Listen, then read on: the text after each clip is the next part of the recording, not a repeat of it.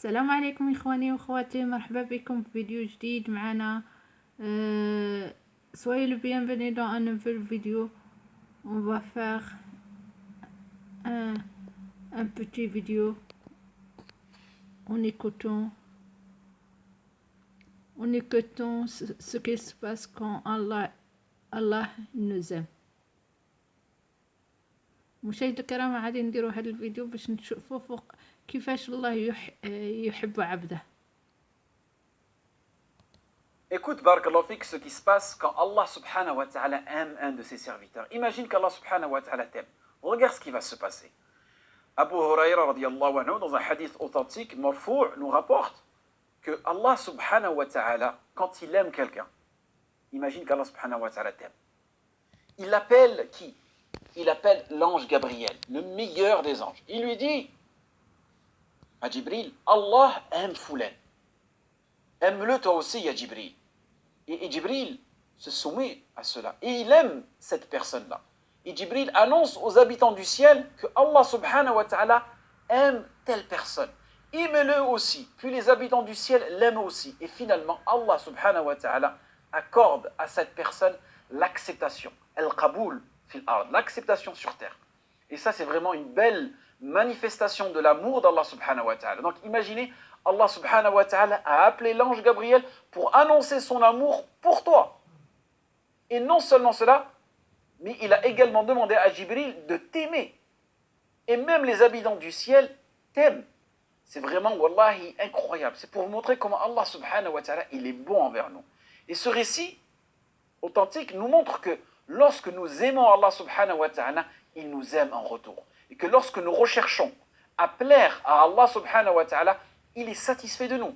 Et lorsque Allah subhanahu wa ta'ala est satisfait de nous, les habitants du ciel nous aiment aussi. En revanche, il faut faire attention à quelque chose. Lorsque Allah subhanahu wa ta'ala déteste quelqu'un, il appelle Jibril alayhi salam. Il lui dit, certes, je déteste un tel, déteste-le donc. Ensuite, Jibril déteste cette personne et annonce aux habitants du ciel, Allah déteste Foulan, déteste cette personne-là, détestez-le. Puis les habitants du ciel la détestent également et Allah la rend détestable sur terre. Donc, mes chers frères et sœurs, cherchons à plaire à Allah subhanahu wa ta'ala et à être aimés d'Allah subhanahu wa ta'ala. Et essayons de suivre le chemin que notre prophète Muhammad sallallahu alayhi wa sallam a tracé pour nous. Et cherchons à obtenir l'amour exclusif d'Allah subhanahu wa ta'ala. Et ça, c'est l'une des meilleures formes de tawhid à manifester. Et lorsque nous obtenons cet amour, notre vie, elle est remplie de quoi? De bénédictions, de joie, de barakat, de rahma. Et que nous soyons aimés d'Allah subhanahu wa ta'ala est vraiment un cadeau inestimable et une bénédiction qui n'a pas de prix. Et c'est ce qu'on doit réellement rechercher. Donc imaginez un homme qui se réveille chaque jour avant de l'aube pour prier et méditer et contempler la créature d'Allah subhanahu wa ta'ala. Et cette personne-là, elle essaye de suivre les enseignements du Coran et de la Sunna autant qu'elle peut. Et il ne manque jamais à une occasion de donner de l'aumône ou de tendre la main à ceux qui en ont besoin. Allah subhanahu wa ta'ala aime cet homme et le bénit en conséquence. Un autre exemple, une femme qui s'efforce de respecter les limites établies par Allah subhanahu wa ta'ala. Elle ne parle de manière impure. Jamais elle utilise un vocabulaire indécent. Elle ne regarde pas des photos illicites. Elle préserve son regard et ne porte pas de vêtements, on va dire, qui sont révélateurs de ses formes. Et elle se soucie de sa famille, de ses voisins et de toute personne qui a besoin d'aide. Allah subhanahu wa ta'ala aime cette femme et la bénit en conséquence. Un autre exemple, imaginez une personne qui a commis de nombreux péchés tout au long de sa vie. Mais un jour, cette personne décide de se repentir. De se repentir, tawbatan nasuha, de se repentir sincèrement. Et il ne manque jamais à une occasion de donner de l'aumône ou de tendre la main à ceux qui en ont besoin.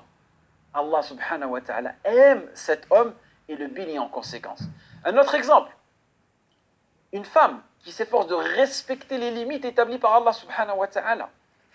Elle ne parle de manière impure. Jamais elle utilise un vocabulaire indécent. Elle ne regarde pas des photos illicites. elle préserve son regard et ne porte pas de vêtements, on va dire, qui sont révélateurs de ses formes. Et elle se soucie de sa famille, de ses voisins et de toute personne qui a besoin d'aide. Allah subhanahu wa ta'ala aime cette femme et la bénit en conséquence. Un autre exemple, imaginez une personne qui a commis de nombreux péchés tout au long de sa vie. Mais un jour, cette personne décide de se repentir. Tawbatan nasuha, de se repentir sincèrement et de changer de vie.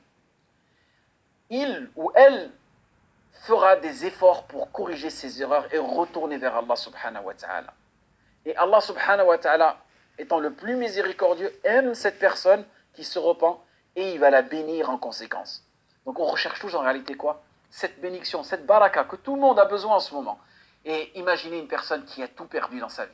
Son travail, sa femme, ses affaires, tout ce qu'elle peut posséder, elle a perdu tout cela. Mais qui garde toujours une foi inébranlable en Allah subhanahu wa ta'ala. Cette personne se tourne vers Allah pour trouver du réconfort et de la force et ne perdra jamais espoir en la miséricorde d'Allah subhanahu wa ta'ala. Allah subhanahu wa ta'ala aime cette personne parce qu'elle a mis sa confiance en Allah subhanahu wa ta'ala et Allah l'a béni en conséquence. Donc ces exemples, barakallahu fikoum, nous montrent comment Allah subhanahu wa ta'ala aime ceux qui suivent ses commandements, se repentent sincèrement de leurs péchés et gardent une foi inébranlable en Allah subhanahu wa ta'ala et ils aident les autres dans la mesure du possible. Donc il est important, barakallahu fikoum, de se rappeler que l'amour d'Allah est inconditionnel et qu'il guide et bénit ceux qui recherchent sa proximité. Et il est notre créateur, Al-Khaliq, et celui qui mérite d'être adoré. Et il est notre guide. Et nous devons toujours chercher à nous rapprocher d'Allah subhanahu wa ta'ala, suivant les enseignements du messager sallallahu alayhi wa sallam.